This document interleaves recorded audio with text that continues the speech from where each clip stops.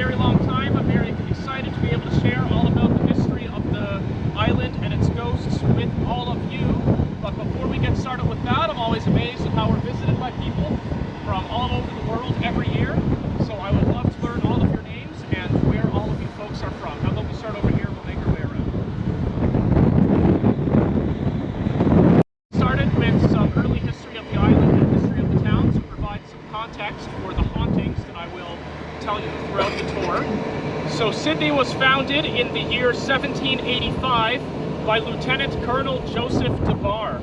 He was given the governorship of the new British colony of Cape Breton Island as a reward for his work as a cartographer for the British Empire. His maps of the eastern seaboard of North America were in use by the British Navy all the way up until the 1950s. So his maps were used for 170 years. They must have been some very good maps. They were compiled into a highly sought-after atlas called the Atlantic Neptune. That's not the only reason why Joseph DeBar was given the governorship of the island. He was appointed into that position because he could speak French very well. So Joseph DeBar was born and raised in France. He was what was called a Huguenot or a Huguenot, depending on which region of France you are from. And the Huguenots were the French Protestants. At this time in the British Empire, they had a policy of welcoming in French Protestant minorities into their country as a way of protecting and promoting the Protestant faith. So that was the case with Joseph DeBar. He was very wealthy, from a very educated family. Shortly after graduating from university, he moved to Britain and he was accepted by them as a British citizen. And he joined, of all things, the British Navy, which was the primary way for the British to exert their power upon the rest of the world. So his friends back home were not too happy with that. The fact that Joseph DeBar was born and bred in France and the fact that he could speak French was very relevant to appointing him to be the governor here, because the British were not the first Western colonial power to control this island. That distinction goes to the French. Cape Breton Island was originally a part of New France. It was a part of the French colonial empire in the Americas, and back when the French controlled this island, they called it Ile Royale, and the capital of Ile Royale was Louisbourg, which remains the biggest French settlement on the island today. When the French people who moved here from France were called the Acadians.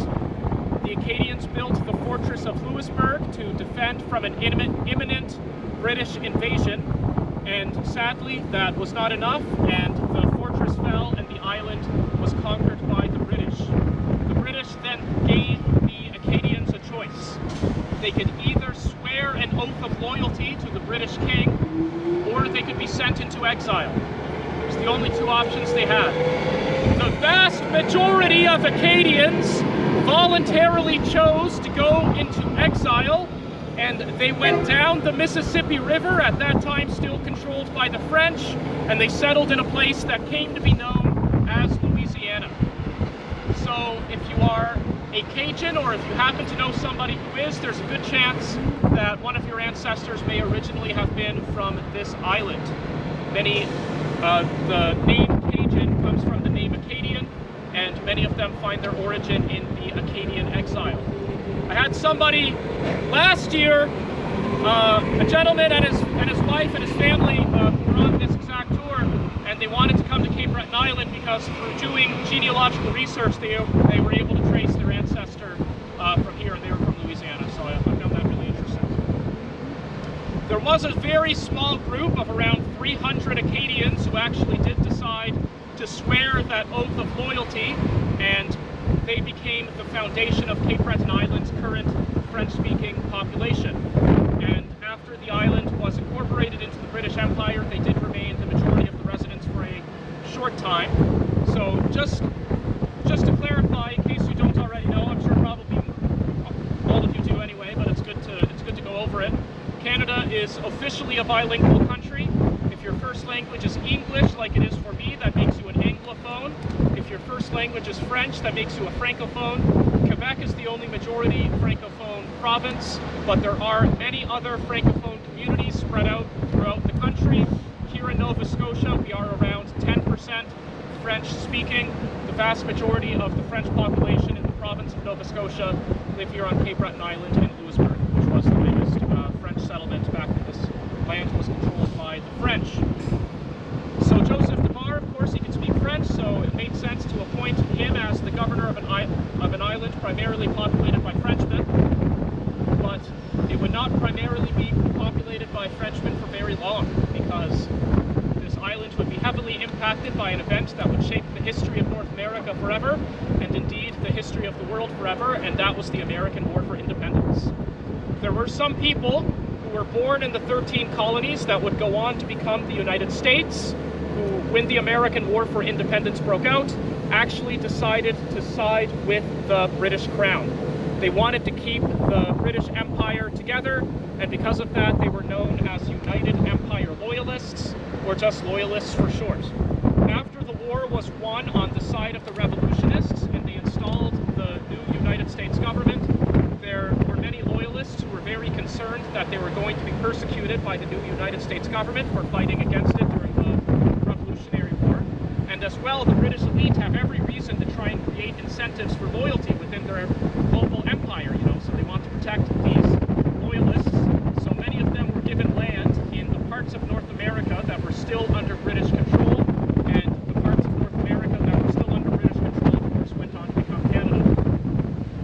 There was a study done in the 1990s that said that around 32% of all Canadians are descendants of loyalists. Canada, in a large part, is defined by its loyalist heritage. Of course, a lot of people have moved here since the 1990s, so I'm sure they're not 32% anymore, but certainly they are a major contributing factor of the population here. Through doing genealogical research, I was able to trace my great, etc. grandmother on my mother's side to loyalists from Boston. And it's interesting to think that there was once a time when this island and Boston were a part of the same country, essentially, right? Because it's all just the British Empire. But of course, things are very different now. So when these loyalists moved here, when they moved to Cape Breton Island, they became the majority of the population. But they found out that they had to be governed by, of all things, a Frenchman. Joseph Debar had a thick French accent, you know, and they didn't particularly like that. You know, you have to imagine these people, these loyalists, are very proud British subjects, very proud of their British heritage, and you know, the French helped the revolutionists during the American War for Independence, so they were always concerned that Joseph Debar was somehow a French spy, and the French population on the island didn't particularly like Joseph Debar because they saw him as a traitor to the French people because he joined the British Navy. So Joseph Debar was definitely not very popular with either the English or the French-speaking population, but I think they were kind of united with each other in their mutual dislike of Joseph Debar. The fact that Joseph Debar was disliked by the people here did not stop him from living to the ripe old age of 102. Wow. Absolutely astonishing for somebody to live to be that old back in those days, especially a man that had much shorter lifespans than women. And Joseph Debar, you know, it's not like he lived a very luxurious and comfortable life. He lived most of his life on a big wooden boat going up and down the Americas, making those maps. He was always an industrious and hardworking man, but he must have been vigorously healthy.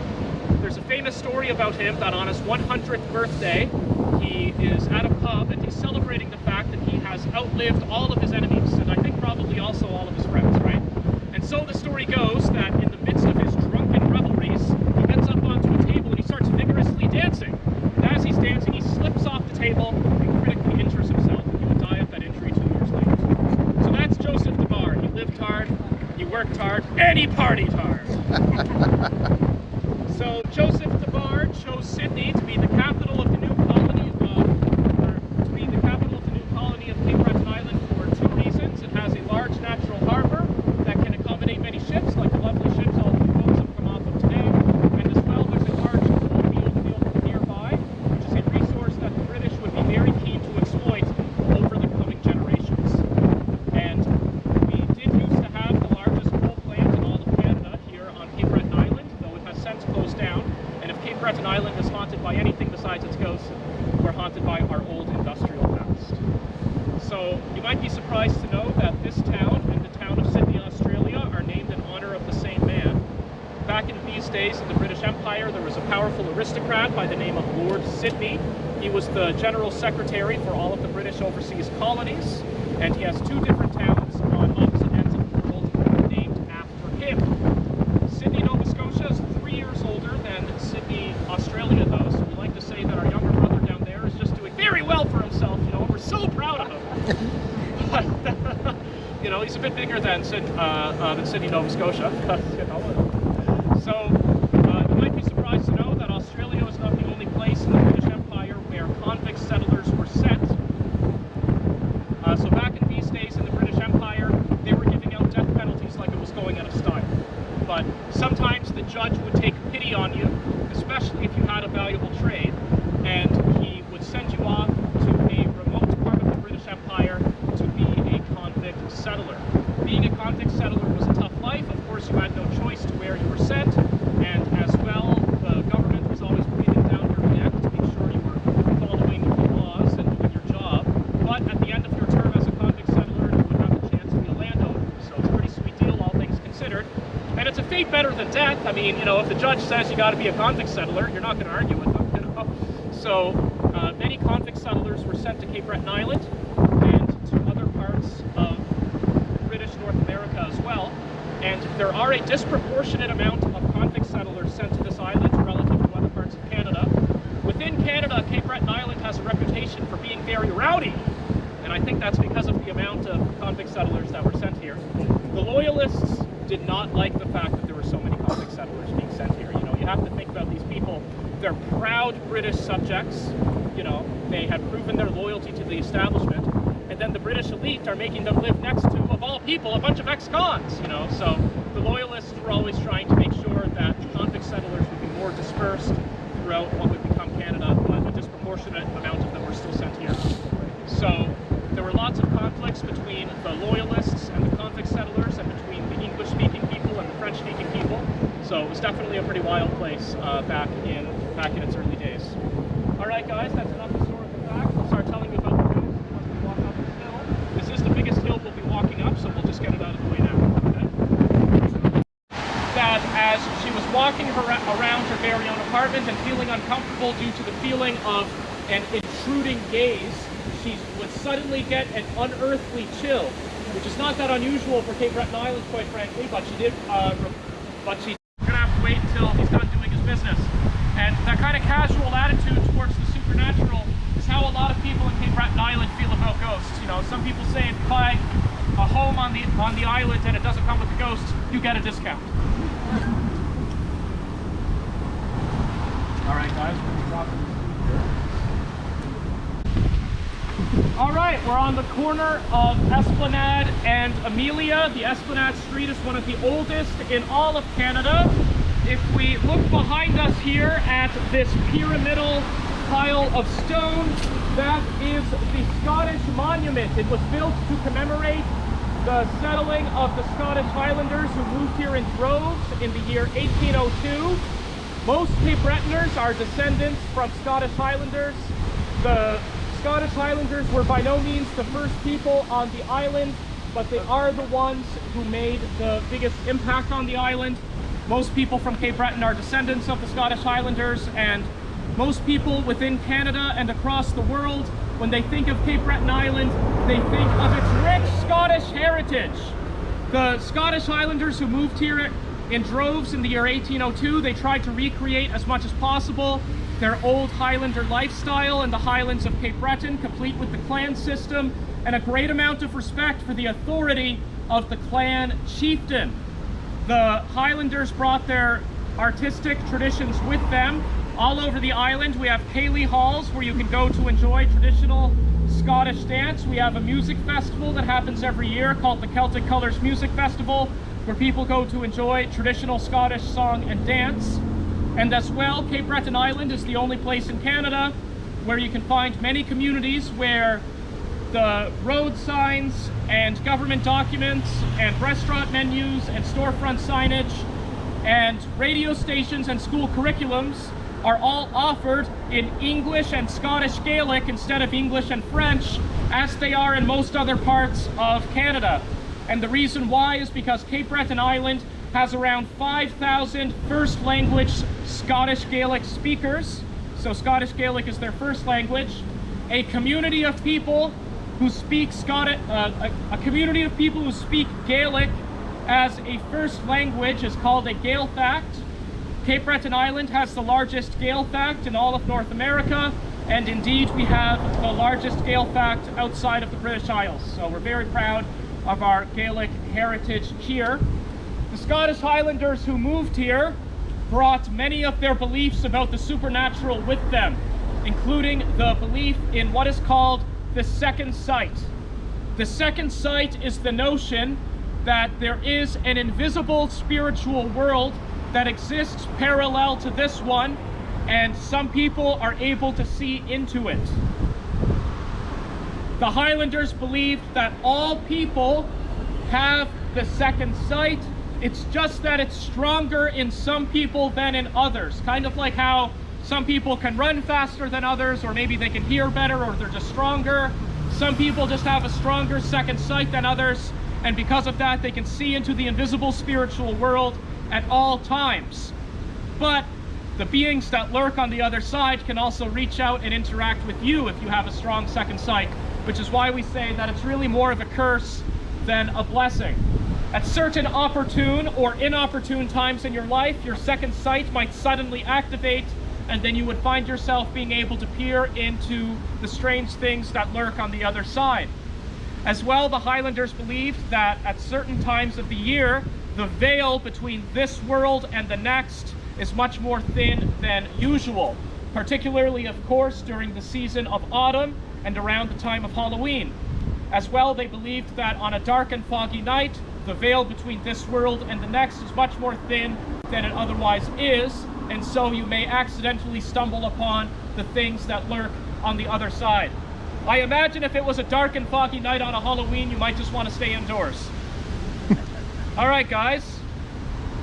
Here on the Esplanade, there are many quaint-looking homes, many of which have balconies, including this one.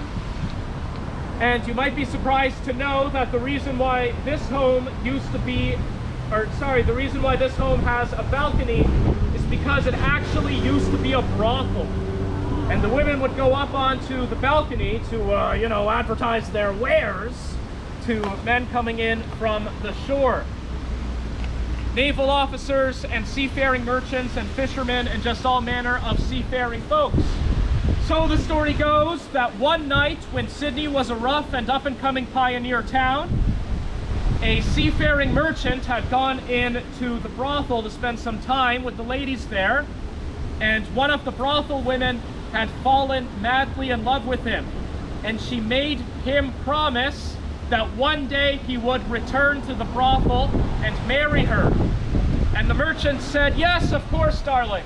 After I've made my fortune as a seafaring merchant, I'll come all the way back to this remote island on the edge of British North America, find my way back to this brothel, and I'll marry you, darling. I'll save you from this awful life as a brothel woman." So she earnestly believed him, and after he left, every single night for the rest of her life, she would go up onto the balcony and eagerly await the return of her lover.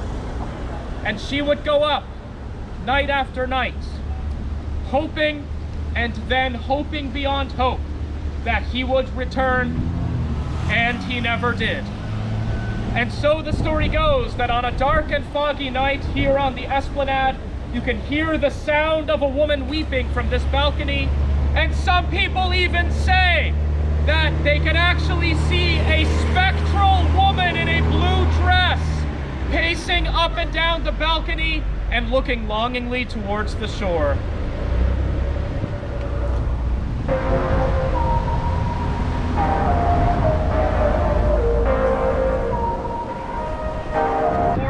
Victoria Military Park, which is the oldest continuously used military facility in all of Canada. It's a very remarkable place, but I like to tell this story over here instead of by the park. Now, so the story goes that in the year 1785, when Sydney was first being established and the military park was very new, two young, inexperienced military officers were given a very important job having to do with British traditions. The British had a tradition that whenever somebody important was coming over to visit from the mainland, that the soldiers would load up the cannon and fire them off as a way of honoring whoever important was coming over to visit.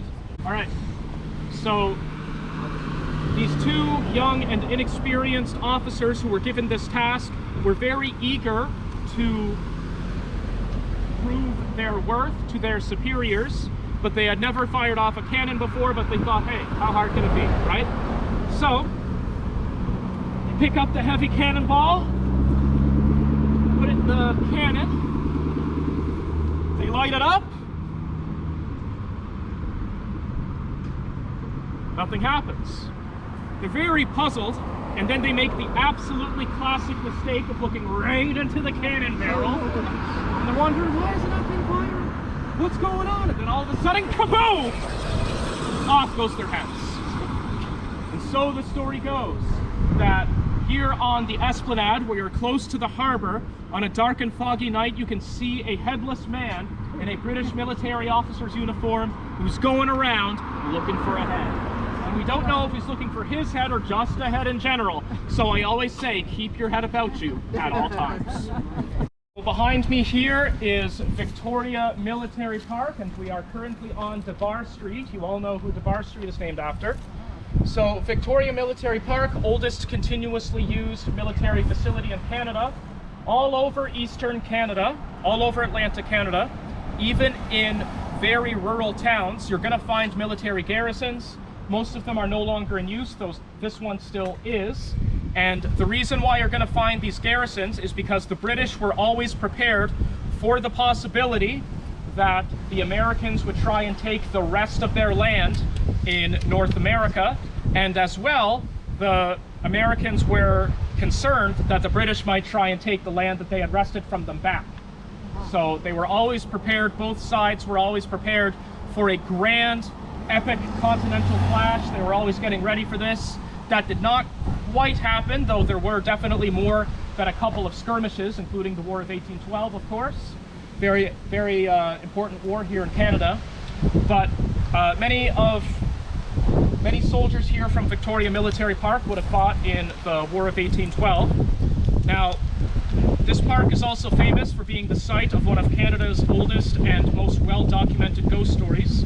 And so the story goes that one night there are two senior officers in the park here, Victoria Military Park, who go by the names of George Wynnard and John Sherbrooke. They are both senior officers in the British military. They had been appointed to establish the military facility here, and they are known for being very authoritarian, very strict, kind of heavy-handed in carrying out the discipline on the younger officers, but they think that it's necessary to make sure that this remote garrison is able to do its job properly.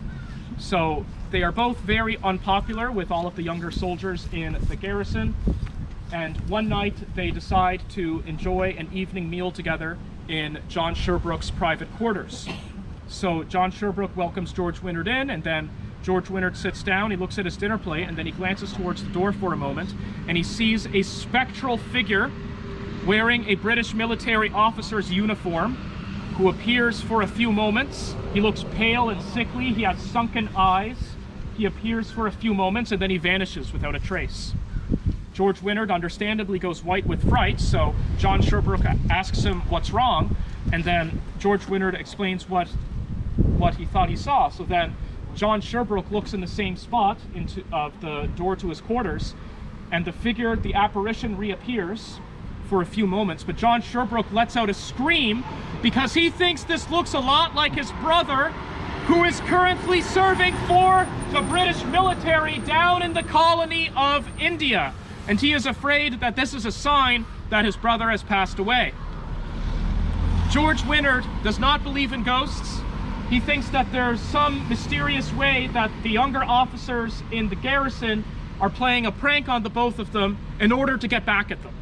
So George Wynnard decides to be even more strict. He tightens up the discipline. in the facility as a way of getting back at the younger officers, but the younger officers are swearing up and down that they have no idea what the heck George Wynyard and John Sherbrooke are talking about, and John Sherbrooke thinks that they actually saw a ghost. George Wynyard does not believe in ghosts, and he got so incredulous about all of these things that he decided to write a letter to the British authorities asking them to investigate the matter. The authorities would write back saying that the two men had simply had too much to drink and they need to just forget about it.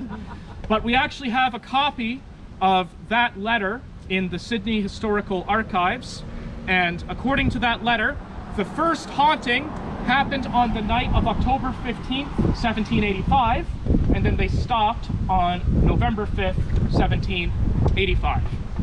So these two men would move on with their lives. Everyone would forget about it after these hauntings had ceased. And then John Sherbrooke, after completing his career in the British military, would move back to England, and he would find out upon being reunited with his family that his brother died in India of malaria on the night of October 15th, 1785. Wow.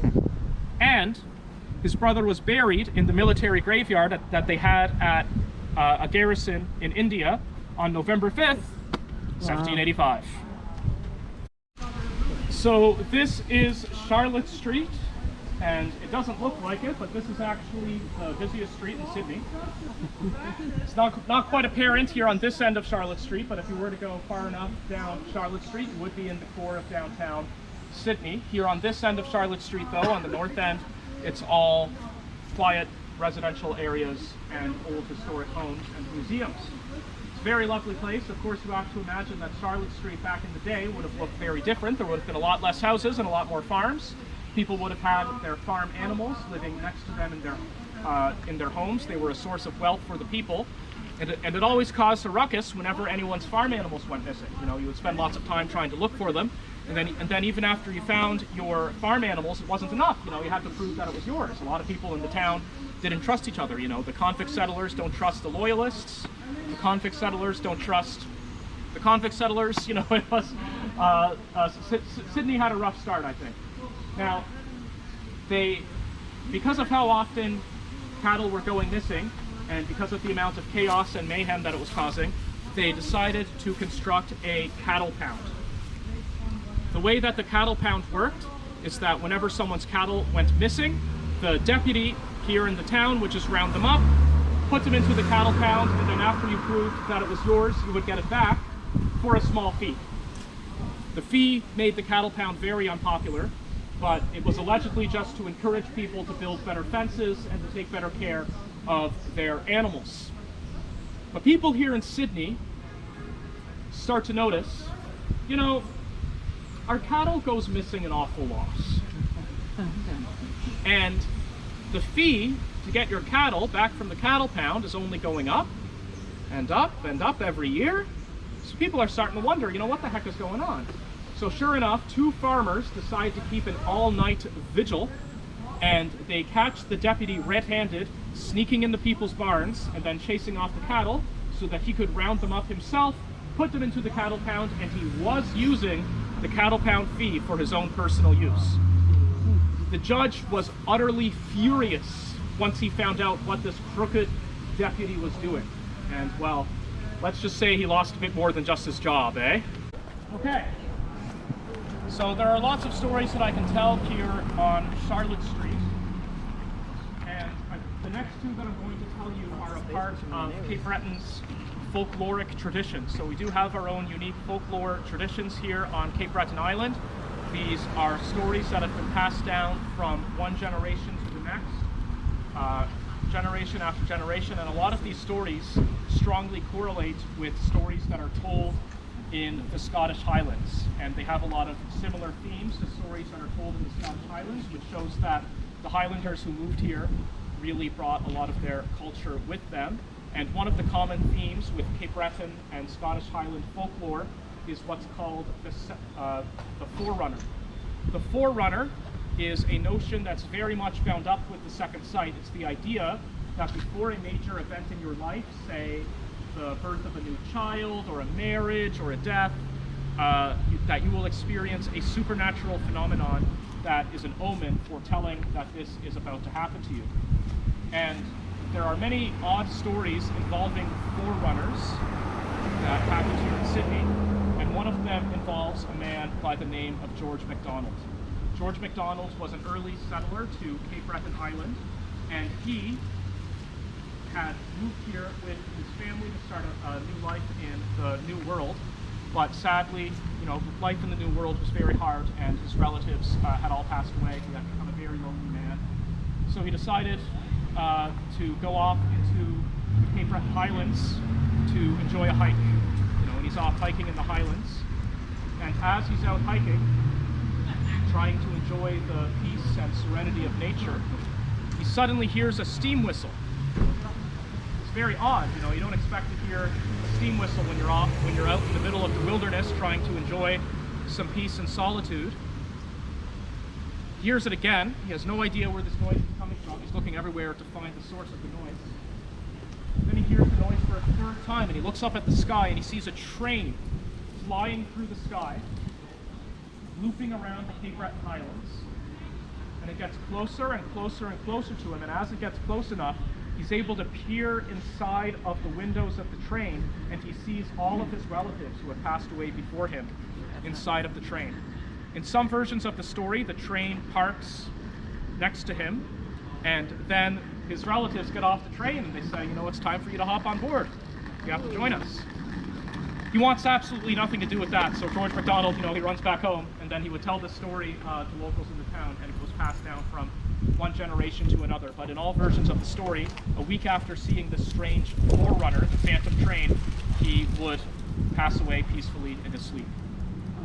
So it's a very interesting story because of what it suggests about the supernatural world. You know, the ghosts that are on the other side are really keeping up with the latest technologies, eh? They got trains and stuff over there. You know, hopefully they're not keeping up with all of the latest technologies. You know, if I never have to see another cell phone again, that'd be all right with me. But you know, apparently they got trains over there. It's very interesting. There's another story of a forerunner, another forerunner story of a man here in town who had a wife who was pregnant, and she had been pregnant for a very long time. And it just seemed like this baby was never going to come out, and you know, she was having a really rough go of it, and it was taking a toll on him as well. So her family came over to visit, and they said, you know what, we'll take care of her for a while. How about you go off fishing? You know, and he decides to take them up on that offer. He says, okay, he grabs a buddy with him, and they're out fishing. You know, it's just two old men fishing on a summer afternoon. It's very peaceful, you know, the waters are still. Buddy decides to toss his hook into, or fishing lure into the pond. Oh, he catches something. So he starts reeling it in. It's pretty heavy, you know, he has to reel it in with a bit more vigor. He reels it in. It's very heavy, he reels it in, and then as it starts to come out of the pond, he sees that this fish has an infant's head, and then the rest of it is a fish. So, you know, he's understandably very startled, tosses it back into the pond, and then he returns home to his family with his friends, and they both report what they had seen. And then 3 days after this very strange occurrence, his wife, who had a very hard time with her pregnancy, finally gave birth. And they would all remark that the child that was born to her had the same head as the head that they saw on the fish that came up out of the water.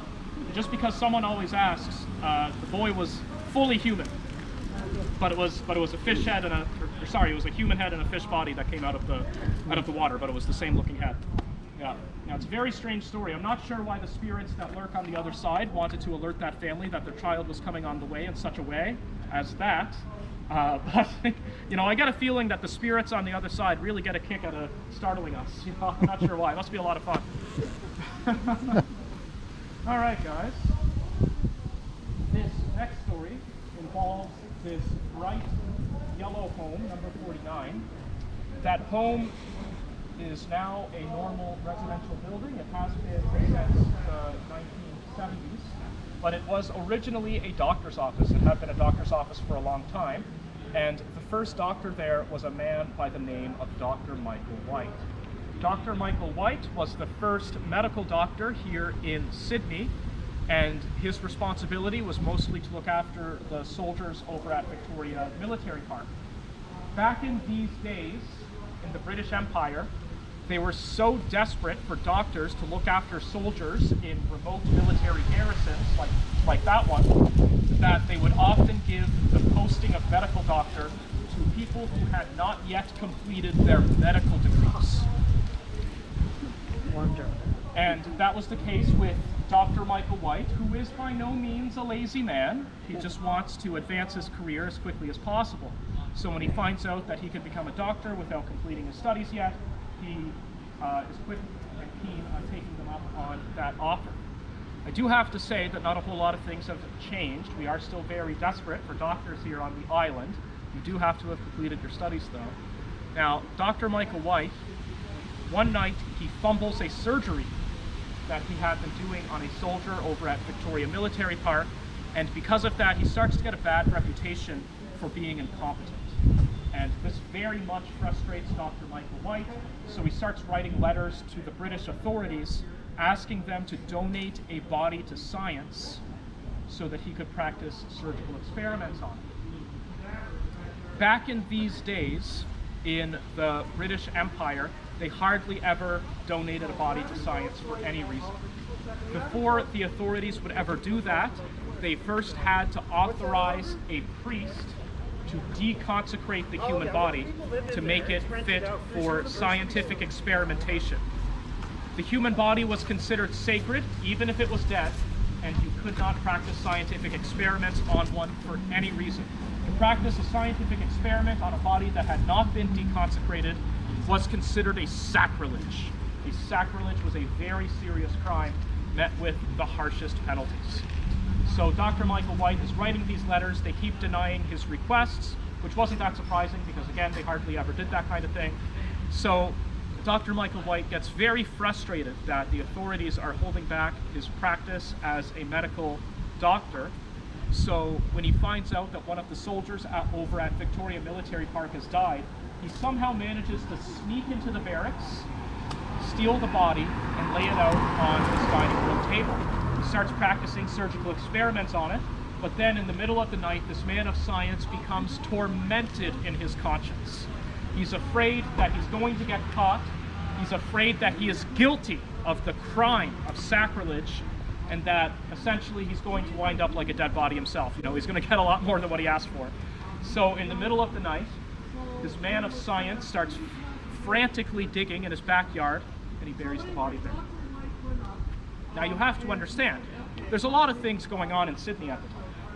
There's lots of diplomatic uncertainties with the new United States government. There's all kinds of people moving here, loyalists and convict settlers and Scottish Gaelic speaking people. So there's lots of things going on. So the authorities, they would launch an investigation to try and find this body that had gone missing, but eventually they would forget about it. They gave up on their investigation. Dr. Michael White would forget about it. The world would forget about it. And then, after this home had been converted into a residential home in the 1970s, a poor mother is doing some yard work on a late summer afternoon, and guess what she finds? That's right. All right, guys, so just a fair warning. The next story is pretty grim. So if we look behind us at this white home, number 40, there's something about that large white home, number 40, that makes it different from other houses that are on this street. Would anyone like to take a guess as to what that is? That's right. Yeah. This house is pushed back much further than the other houses that are here on Charlotte Street. There's a very grim story as to why that is. So the story goes, in the year 1801, there's a ship carrying about 300 convict settlers that is making its way from the United Kingdom to British North America. The ship gets shipwrecked off the coast of Cape Breton Island, and most of these convict settlers would die. Some of them would escape and never be found again, but most of them who had survived would try to escape for a few short days before being found by the authorities. The loyalists, who were very much the elite on the island, did not want any more convict settlers to make their way home here on Cape Breton Island. So they came up with a very simple plan. They're going to just wait for another ship to come that will be able to take these convict settlers to other parts of British North America, thus ensuring that the convict settler population in the country would be more dispersed instead of just dumping them all here on the island. Now, for a long time, Sydney was the only place on Cape Breton Island with a functioning courthouse and jailhouse, so the convict settlers had to be escorted here to put them in jail and wait for another ship to come. Problem is, the authorities would find out upon bringing them all here that the jailhouse is already completely full. There's no way you can stuff another body in there. So they're left wondering what to do, so they come up with a very unusual plan. The authorities are going to pay people to keep convict settlers locked in their cellars, and they're going to give whoever does this enough money to give these convict settlers food and water, plus an extra stipend of money that they can keep for themselves as a reward for proving their loyalty to the British establishment once again. It was another chance for the loyalists to prove their loyalty. It's a very unusual plan, but what are you going to do? It's unusual circumstances. And they were going to keep these convict settlers locked in their cellars until finally another ship came that would take them somewhere else in British North America. And so the story goes that the man over here at number 40 had a group of about 5 convict settlers locked in his cellar. He kept all of that money, all for himself. So one by one, the convict settlers got hungrier and hungrier and hungrier until finally they were overcome by the madness of hunger, and after this man had done this terribly cruel and wicked crime, he would be woken up in the middle of the night by loud thuds and bangs coming from his cellar. Even though there's nothing alive down there, the door to his cellar would shake wildly, all on its own, as if something was trying to break out. And worst of all, he would be woken up in the middle of the night by unearthly screams coming from his cellar. And even his neighbors are wondering, what's with all these screams? What's happening down there?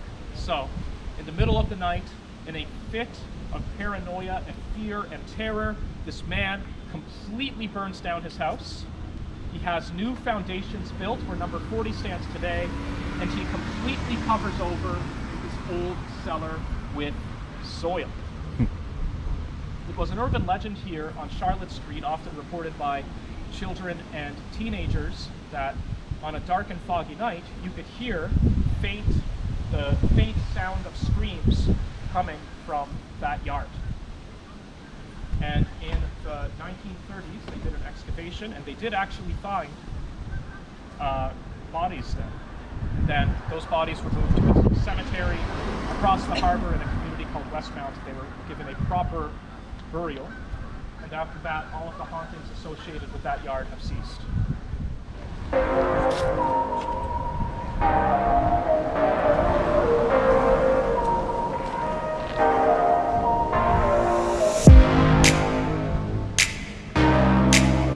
Start with the Jost House, since we just walked by it. We'll go in there soon.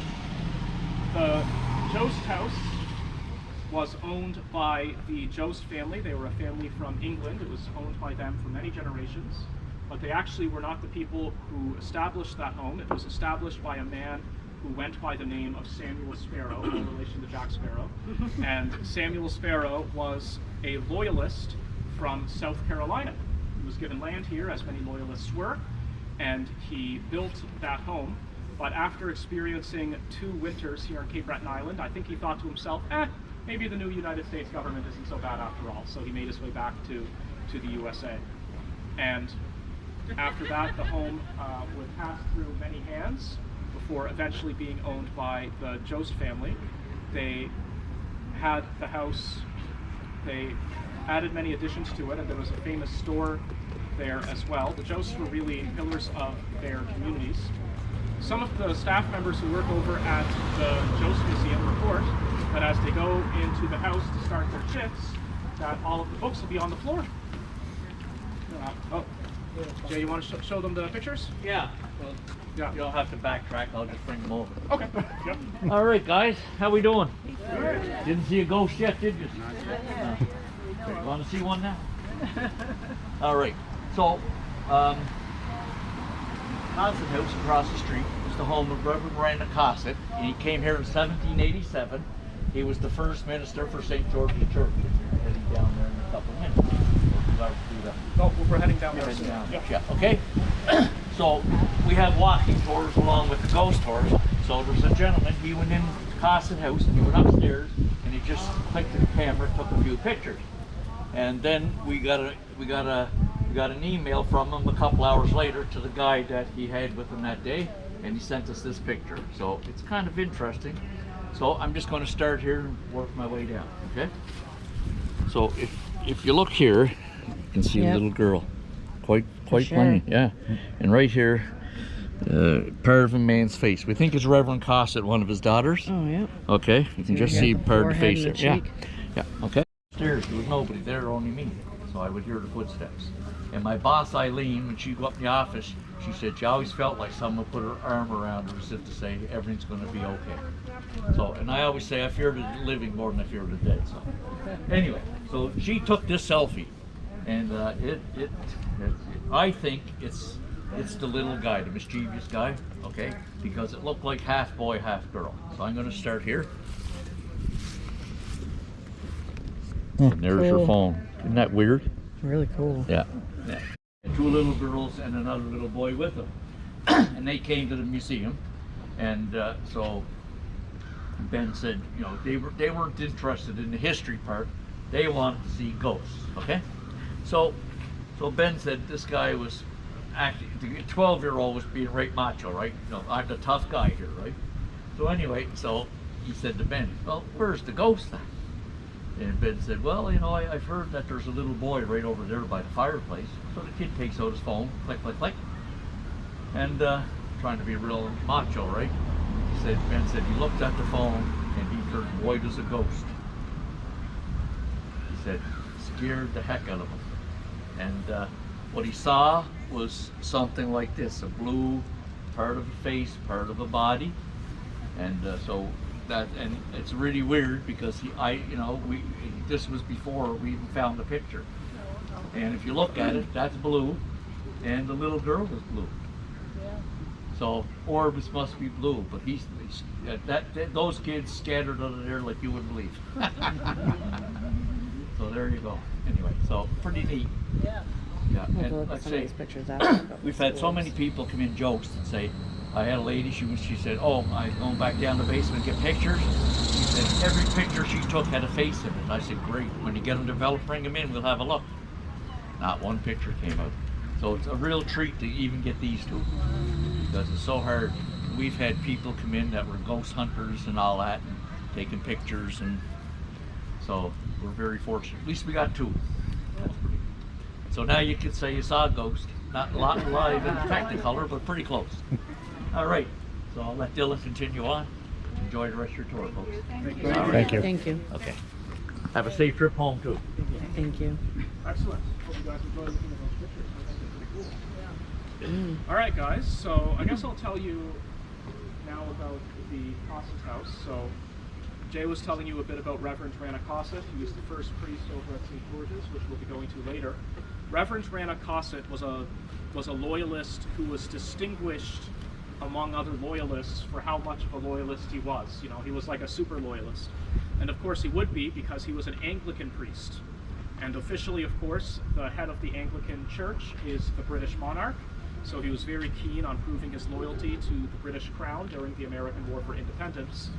But in addition to that, he also had personal ties with the royal family. He was not related to them by blood at all, but they would write letters and they would write it back, and he was very proud of his connection with the royals. Reverend Randall Cossit was from Claremont, New Hampshire, and he was born and raised there. He had a bit of a hard time adjusting to life in a rough and up-and-coming pioneer town like Sydney. He was kind of used to a higher standard of living, but he was able to adjust himself, and he really became a pillar of his community. He's very passionate about his faith, very passionate about the cause of education. He was highly sought after as a private tutor. He was very concerned about law and justice, and people sought out his opinions on those matters. And as well, he came over here with his wife, who went by the name of Thankful. Yes, that's right, Thankful Cossit. Such a lovely name. Sometimes I wonder if the problem with the kids these days is that we don't name them things like Thankful. You know, you couldn't be a spoiled brat if your name was Thankful. People would call you out on it all the time. You couldn't complain about anything if your name was Thankful. You would get called out for it immediately. You know, so maybe the problem with the kids these days is that we don't name them things like Thankful anymore, you know. You would have to live up to the name of the virtue you were named after, otherwise it would just be too absurd, you know. So, Thankful Cossit has a lot to be thankful for. She has 13 children. She did die shortly after giving birth to her 13th child, and Reverend Rana Cossit would be hiring servants for the rest of his life to look after his kids. He couldn't do all by himself because he was very busy in the church, very involved in politics as well. Reverend Rana Cossit would write letters to other prominent loyalist communities in British North America, encouraging them not to migrate back to the United States, but to continue being loyal to the British Crown. He would write letters to loyalists who had not yet moved to British North America to encourage them to make that move, and he would write letters to people living in what had become the new United States government, who were kind of on the fence on the issue of whether or not to be loyal to the British Crown, to be loyal to the Crown and to move to what would become Canada. Reverend Rana Cossit kind of saw himself as the spiritual leader of loyalists, and he saw himself as sort of leading a exodus. He saw himself as leading an exodus of loyalists from the United States country. So Reverend Rana Cossit, he was definitely a very law-abiding and morally upstanding gentleman, but he did have a vice. He was very fond of pipe tobacco, and many people, when they walk into the Cossit House Museum, do report smelling the faint smell of pipe tobacco. We do believe that possibly might be the ghost of Reverend Rana Cossit himself, who was a real stickler for the rules during his earthly life, but he doesn't particularly care for the rule that you are not allowed to smoke indoors at a publicly owned building in Canada. So I guess he draws the line somewhere. So, as well, by far the most famous haunting associated with that home, and probably one of the more infamous hauntings associated with this neighborhood just in general, is that the rocking chair in the nursing room just rocks all on its own. And we do believe that is the ghost of Thankful Cossit, who certainly would have spent a lot of time in the nursing room during her earthly life, and she's still there to this day. So, all right, guys, we will be. Look behind where they are building these apartment buildings at this complex of brick buildings here. That is the site of the old congregation of the Sisters of Notre Dame Nunnery, and as well the site of the old Holy Angels High School. So in the year 1828, the Roman Catholic Order of Nuns, known as the Congregation of the Sisters of Notre Dame, who have their North American headquarters in the Canadian city of Montreal, decided to establish a nunnery here in Sydney, and they felt that there was a need for Roman Catholic private girls' education here on the island, so they established Holy Angels High School. The way that it worked is that the nuns lived on the upper floors of the building, and then they would go down to teach the classes. It was actually the only Roman Catholic women's private school east of Montreal.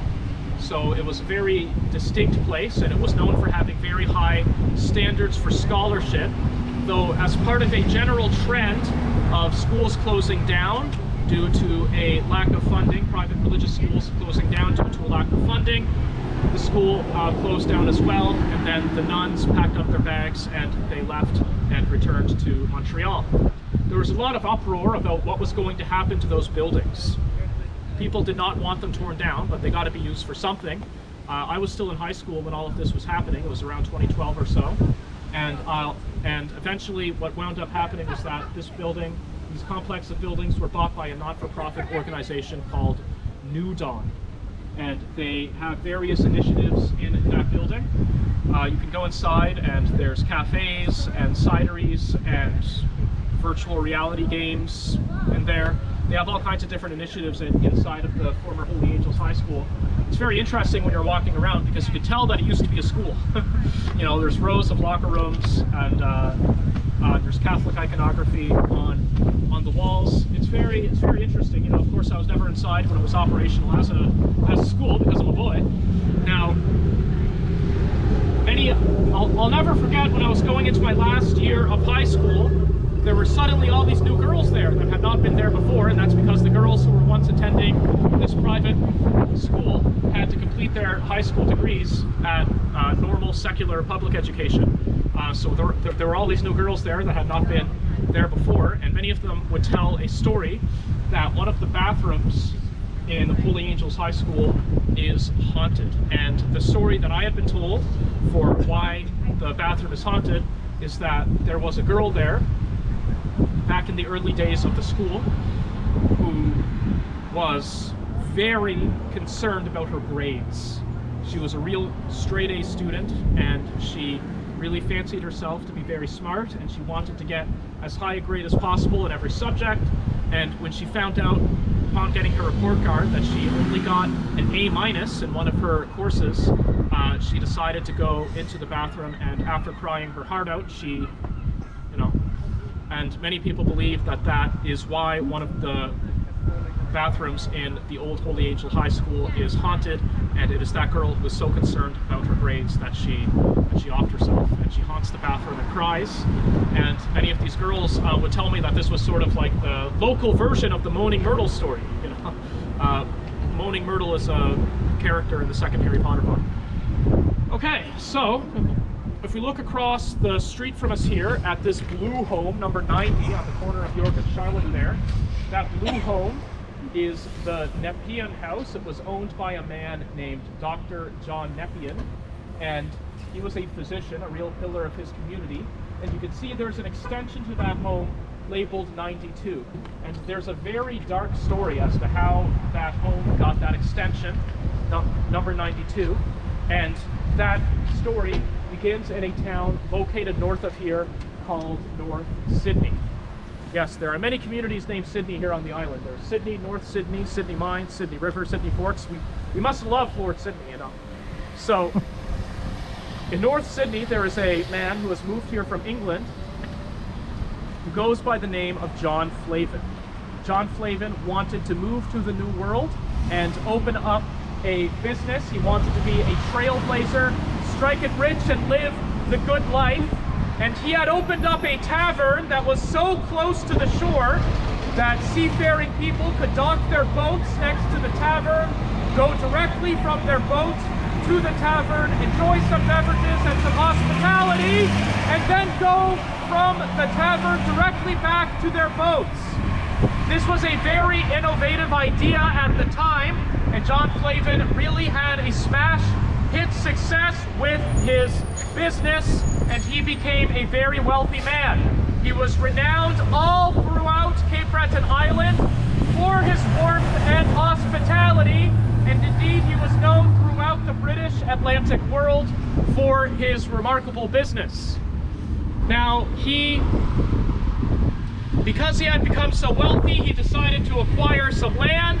Then he acquired lots of cows for his land, and then he decided, yeah, it's time to get married. So he started looking around for a wife, and he found a woman by the name of Margaret. Margaret was actually a convict settler.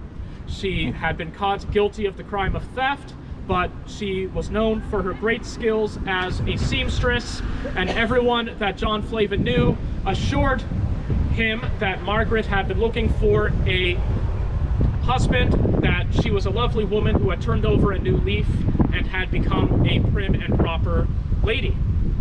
So John Flavin marries her, and shortly thereafter Margaret has a child, and this child would grow up to become a little blonde girl who was just absolutely the apple of John's eye. And it really seems like this new young family are going to have a blessed life here in the New World. Then into John's tavern walks a man by the name of William Johnston. And William Johnston really catches the eye of John's wife, Margaret. Margaret Flavin and William Johnston begin having an affair. And William Johnston begins to slowly learn about all of John Flavin's wealth and the amount of money that he's hauled in with his tavern, all of the land that he owns and all of the cows.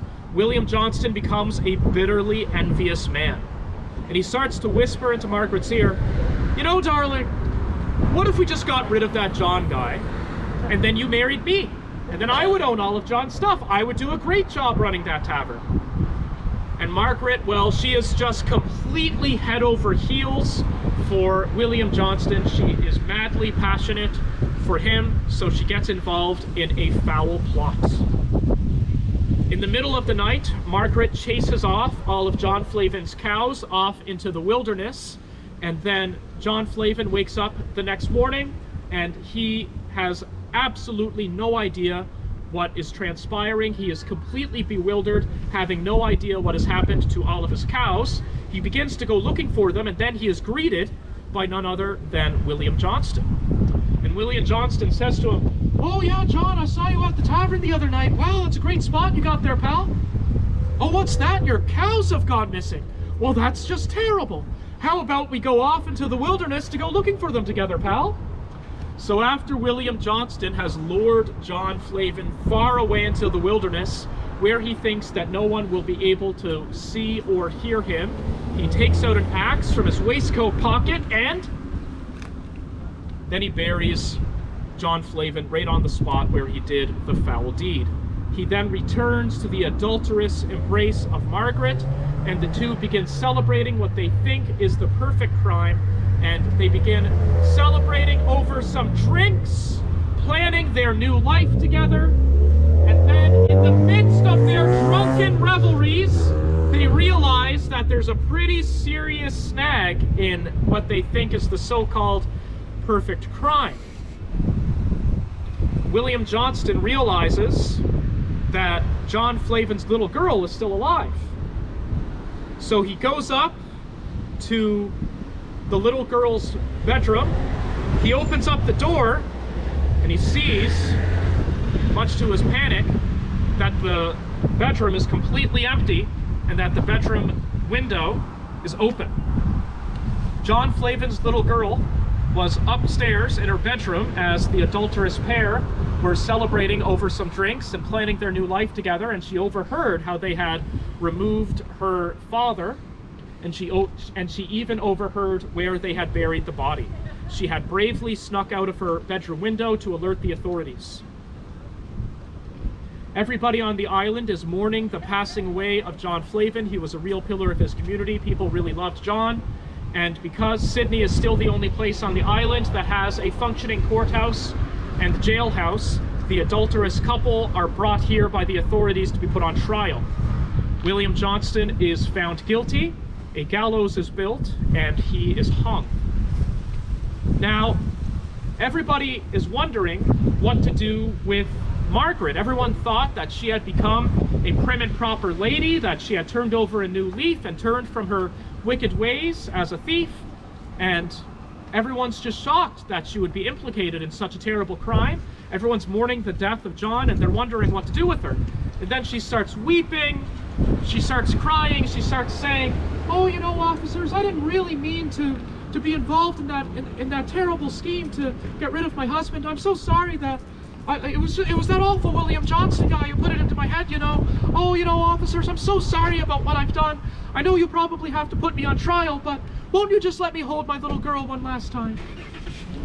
The officers are puzzled by her request, but these are puzzling circumstances, to be sure, and they're moved by the old woman's tears, so they decide to bring Margaret's little girl directly into her presence. And Margaret, when the little girl is brought into her presence, she sees her, and she puts her hands right around her own little daughter's neck, and then she is hung on the same gallows that were used to hang William Johnston. And those gallows were later refurbished to build the extension to this home. That's awesome.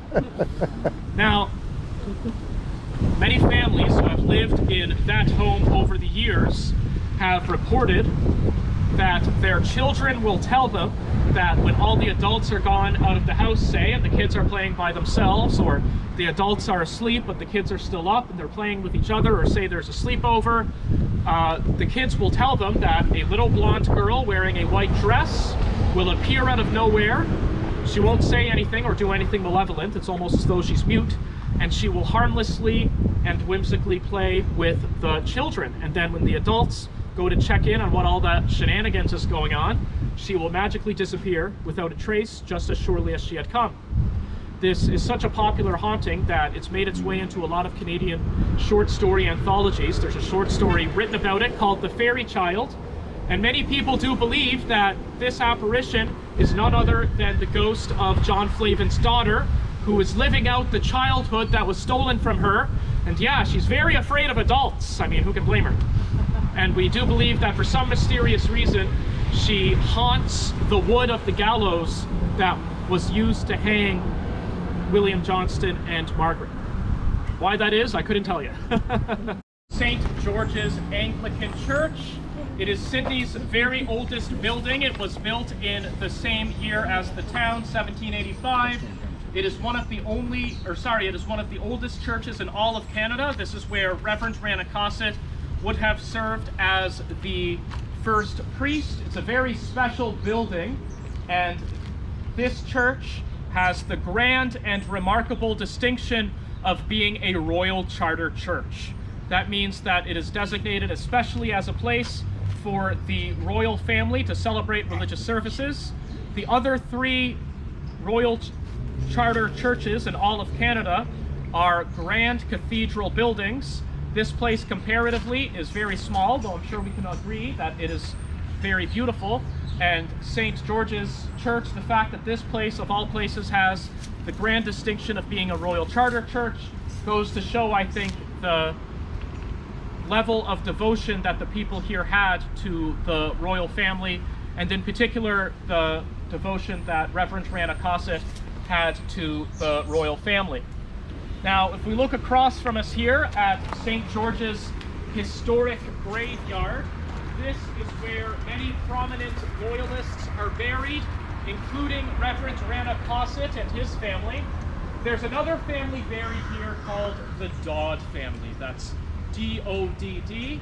The Dodds were a very powerful political dynasty in the early days of colonial Canada.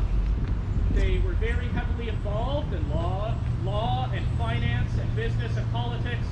Anything important that's going on, the Dodds are definitely involved.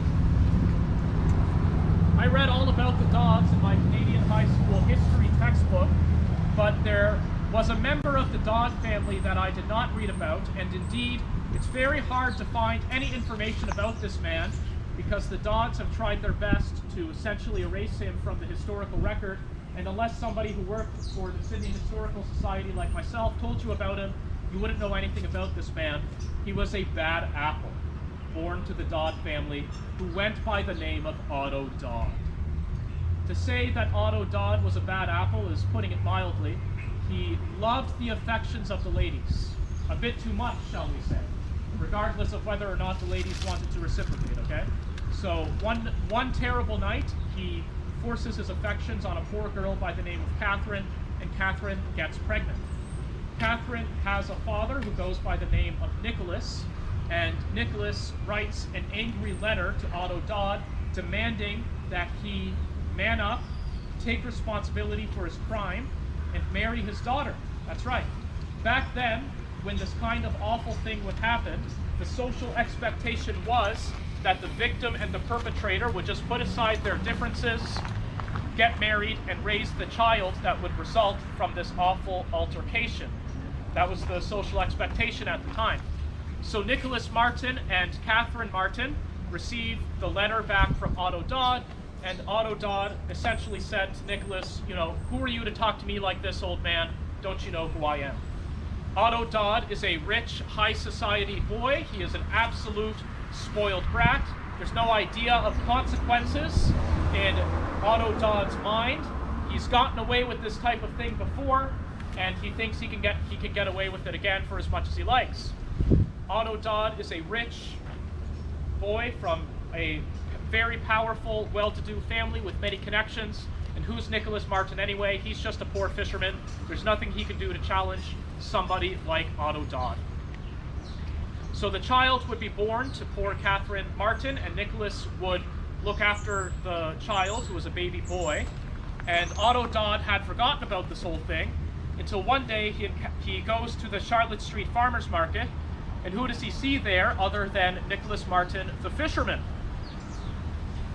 Otto Dodd has the gall to go up to Nicholas and ask how Catherine's little boy is doing, and then he has a conversation with Nicholas during which he teases and torments him, and Nicholas Martin is somehow able to keep it together. He has a cordial conversation with Otto Dodd. Otto Dodd gets tired of tormenting the old man, so he gathers his things and he's about to leave. And just as he's about to leave, Otto Dodd turns around, and then Nicholas Martin takes out a pistol from his waistcoat pocket and shoots Otto Dodd clean in the back of the head. This did happen in public. It's not like Nicholas Martin wasn't going to get arrested, so of course he was. Everybody in Sydney is on Nicholas Martin's side. Everybody knows what had happened to him and to poor Catherine. Everybody knows what kind of a man Otto Dodd was and that he would do this sort of thing, you know. And everybody is hoping that there's some kind of a way that Nicholas Martin won't have to spend that much time in jail. But it's not looking good. The Dodd family are very powerful, very well connected, very wealthy. Nicholas Martin's just a poor fisherman. He can't exactly afford the best lawyers. But everyone in Sydney is hoping beyond hope that there's some kind of a way that Nicholas Martin will be shown some mercy. And then Nicholas Martin's lawyer was able to use the first ever successful instance in all of Nova Scotian legal history of the temporary insanity defense. Nicholas Martin's lawyer was able to argue that for some mysterious reason, when Nicholas saw Otto that day, something came over him and he just had to kill him. And that was good enough for the judge. So much to the great cheer of the people of Sydney, Nicholas Martin was completely acquitted for his crime, and he would spend the rest of his life raising the child that had been born to Catherine, who did take the last name Martin, and that child would move to a town south of here on the mainland called Shelburne, where he would grow up to become a prominent lawyer. I think that the circumstances surrounding his birth made him very interested in the study of law. The Dodd family have very prominent graves here in the historic graveyard, but Otto Dodd is actually buried in an unmarked grave way off in the corner there where there's an overgrowth of bushes. He was essentially disowned by his family after death. Hey guys, this is our last stop before I lead you back to your boat. This is St. Patrick's Church, oldest still standing Roman Catholic church on Cape Breton Island. It was established in the year 1828, and it is possibly one of the only churches in the world that owes its existence to forbidden love. So back in these days in the British Empire, you could not be a Roman Catholic and serve in the military. You could not even be married to a Roman Catholic and serve in the military. The British elite were very concerned that Roman Catholics serving in the military would be more loyal to their co-religionists on the opposite side, which was a grave concern for them because they had very hostile relations with majority Roman Catholic nations, in particular France and Spain. So out of paranoia, they had just banned Roman Catholics from serving in the military altogether. That was all right for a man by the name of Captain John Butler Wilson. After all, he was a good Anglican boy. He was very proud of his Protestant heritage. He's only in his mid-20s and has been promoted to the rank of captain, very remarkable for the time, and his superiors seem to be grooming him to go all the way up to the top of the naval hierarchy. Everything is going great in his life, and then he falls madly in love with a lovely Roman Catholic girl by the name of Margaret Coverley. The two would elope and they would get married, and Captain John Butler Wilson would try his very best to keep the religion of his new wife a secret from his superiors, but he was found out, and him and his wife were forced into the life of being convict settlers. Margaret Coverley was already pregnant when this had occurred, and she had a heck of a time crossing the Atlantic Ocean in one of those big wooden boats. By the time she got here, she gave birth shortly thereafter, and that baby boy would live for only 3 short days before sadly passing away. There is a grave here in the graveyard with a poem written on it that reads the following: "Mourn not for me, my parents dear. I am not dead, but buried here. As I am now, so you must be. Prepare for death and follow me." We do believe that poem was written by Margaret Coverley herself to remember the loss of her firstborn son, and that is the grave of her firstborn son. Had the boy lived, Margaret Coverley would have wanted him to grow up to be a Roman Catholic. Captain John Butler Wilson did never convert to Roman Catholicism, but he did want to honor the wishes of his wife. So he put his skills as a former naval captain to good use and saved up enough money to be able to acquire this plot of land. Then he somehow enticed Roman Catholic missionaries to come here and have it consecrated as a Roman Catholic burial ground. The child was then buried with full Roman Catholic burial rites. Since this land was already being used as a Roman Catholic site, and there was an ever-growing Roman Catholic population here in Sydney, they decided to build this church here. Though Captain John Butler Wilson did not live to see its completion, he was absolutely instrumental to the foundation of this community, and I think it's a real testament to how devoted he was to his wife that he put in all of that work to have this land consecrated as a Roman Catholic cemetery so that the child could be buried in the way that she wanted. Now, in the 1960s, this church was donated to the Sydney Historical Society, who have since converted it into a museum. And one night, 2 staff members are digging around in the basement to make room to establish a furnace, because as I'm sure you can imagine, it gets very cold in there, especially during the winter time. And so the story goes, they found a casket and they opened it up. They found that it had 2 brass buttons from a British military officer's uniform inside of it. Then they closed the casket, and as they turned around, they saw a spectral man wearing the full regalia of a British naval captain's uniform, looking stoically at them. He appeared for a few moments and then he vanished. They do believe that they saw the ghost of Captain John Butler Wilson that day, who, though he never converted to Roman Catholicism, wanted to be buried with his wife and his family here at St. Patrick's.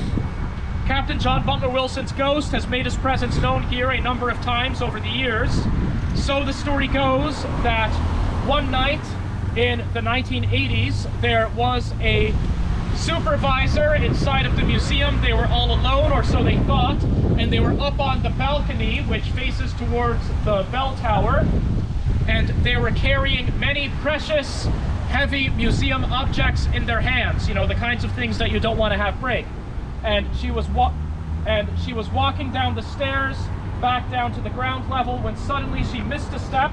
She was about to fall face first on the ground when she felt 2 arms grab her by her waist, lift her up, and gently place her back onto the ground. She does believe that was the ghost of Captain John Butler Wilson, who was helping her out that day and making sure that she didn't fall. When I was doing my very first ever ghost tour to a group of around 40 people, we were inside of the church at the time because it was earlier in the day, and everyone was facing me as I was standing seeing the door that leads to the inside of the bell tower. And as I was finishing telling everyone the story of Captain John Butler Wilson, the door opened all on its own. It was very, very strange, and then it kind of gently closed all on its own. The only other person who saw it was my boss, who was standing next to me, making sure that I was doing an okay job with the ghost tour because it was my first time doing it.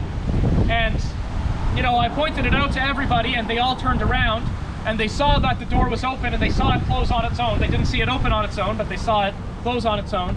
And, you know, my boss said that could have been one of the ghosts, and he said that it may have been the ghost of Captain John Butler Wilson who was making his presence known to me and welcoming me as a tour guide, you know.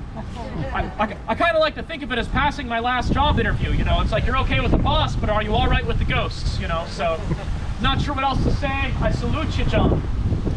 All right, guys, that concludes our tour. I will be making my way back down to the boat and escorting you guys back to your ship. Thank you so much for listening to me drone on and on about the history of Cape Breton and its ghosts. You guys have been a great crowd, and I hope you guys enjoy the rest of your voyage and that you come to our lovely island again. Thank you so much. Thank you.